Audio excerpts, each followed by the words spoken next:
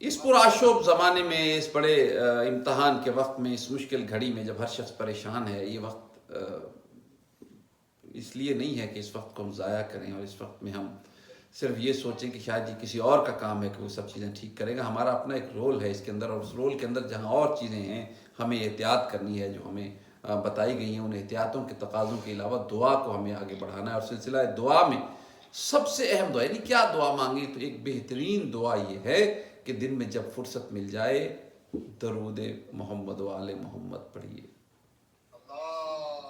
صلی درود پڑھتے جائیے. آپ درود پڑھتے جائیں گے، یقیناً اللہ کی رحمتیں نازل ہوتی چلی جائیں گی. نزول رحمت ہوتا ہے. یعنی ایسی عجیب عبادت نہیں دیکھی کوئی اور. میں نے جو روایتیں پڑھی دیکھی ہیں، عجیب و غریب روایات ملتی ہیں. ایک عجیب چیز یہ ہے کہ جب کوئی نماز پڑھتا ہے تو جو پڑھ رہا ہوتا ہے اسے ثواب ہوتا ہے. جب کوئی روزہ رکھتا ہے تو روزہ رکھنے والے کو اس کا فائدہ ہوتا ہے. جب کوئی حج کے لیے جاتا ہے حج کرنے والے کو فائدہ ہوتا ہے. جب کوئی زکوٰۃ دے رہا ہے تو زکوٰۃ دینے والے کو فائدہ ہو رہا ہے. لیکن عجیب روایتیں دیکھی ہیں میں نے، ایک نہیں بہت سی. ایک روایت جو میں بیان کیا کرتا ہوں اور وہ بیان کرنے کے قابل ہے، وہ یہ ہے کہ مستند روایت ہے، ہمارے بزرگ علماء نے اسے تحریر کیا ہے، کتابیں موجود ہیں، کہ ایک عورت کا ایک جوان بیٹا مر گیا. اب جب جوان بیٹا مر گیا تو وہ یقیناً اس کے غم میں پریشان رہتی تھی.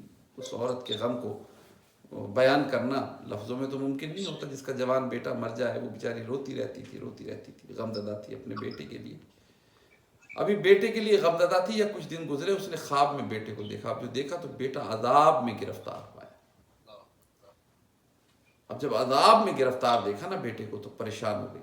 اب جو اٹھی تو جس قابل تھی، روتی روتی کسی پیر صاحب کے پاس، کسی مولانا صاحب کے پاس، کسی بزرگ کے پاس، کہ بھئی مجھے بتاؤ میرا بیٹا عذاب میں گرفتار ہے. کسی نے کہا یہ عمل کرو، کسی نے کہا وہ عمل کرو، کسی نے کہا یہ نیکی کرو اس کے نام پہ، کسی نے کہا وہ کرتی رہی. لیکن اسے وہ بیٹے کی طرف سے کوئی خبر اب نہیں آتی ہے. اس کی دل میں وہ بات اٹکی ہوئی ہے کہ میرا بیٹا عذاب میں گرفتار ہے. کئی مہینے گزر گئے. ایک دن دوبارہ اسی بیٹے کو خواب میں دیکھا.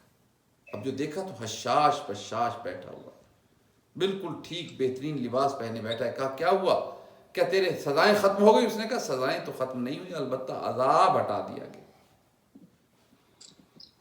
اس عورت نے کہا کیا ہوا، کیسے عذاب ہٹا دیا گیا؟ تو اس کے بیٹے نے کہا مجھے کچھ معلوم نہیں ہے زیادہ، بس ایک بزرگ ہمارے قبرستان سے گزرے تھے، اور جب وہ بزرگ گزرے تو انہوں نے میری قبر کے قریب سے گزرتے ہوئے، وہ گزرتے جا رہے تھے، کچھ پڑھتے جا رہے تھے، اور وہ میری قبر پہ سے جب گزرے تو انہوں نے پڑھا اللہم صلی علی محمد و آل محمد. اللہم صلی علی محمد. انہوں نے رحمتوں کی دعا مانگی. وہ تو آگے چلے گئے لیکن فوراً ملائکہ نازل ہوئے، اور جس زمین سے وہ گزرے تھے اس سے کئی گز دور تک سے جو بھی قبر اس کے درمیان آئی اس سے عذاب ہٹا لیا گیا، کہ یہاں پہ کوئی اللہ کی رحمت کی دعا مانگ کے گیا ہے. اور وہ یہ بات سمجھ میں آتی ہے اگر اپنے مولا کے قول کے ساتھ اسے ملا کے سمجھوں، کہ جب ظرف میں پانی آتا ہے اور اس ظرف سے ہوتا ہوا زمین تک پہنچتا ہے تو پھر زمین کا کوئی ایک نقطہ سیراب نہیں ہوتا، بلکہ وہ سیرابی بڑھتی چلی جاتی ہے. اسی طرح جب کوئی درود پڑھتا ہے پڑھنے والے کو بھی فائدہ ہوتا ہے، اور جہاں وہ پڑھ رہا ہوتا ہے وہاں پہ جو لوگ اور موجود ہوتے ہیں انہیں بھی فائدہ ہوتا ہے، اس زمین کو بھی فائدہ ہوتا ہے، اس زمین پہ موجود لوگوں کو بھی فائدہ ہوتا ہے. یعنی عجیب دعا ہے کہ اکیلے دعا کرنے والے کو فائدہ نہیں دیتی، اس کے ارد گرد جو لوگ ہیں انہیں بھی اس کا فائدہ ملتا چلا جاتا ہے.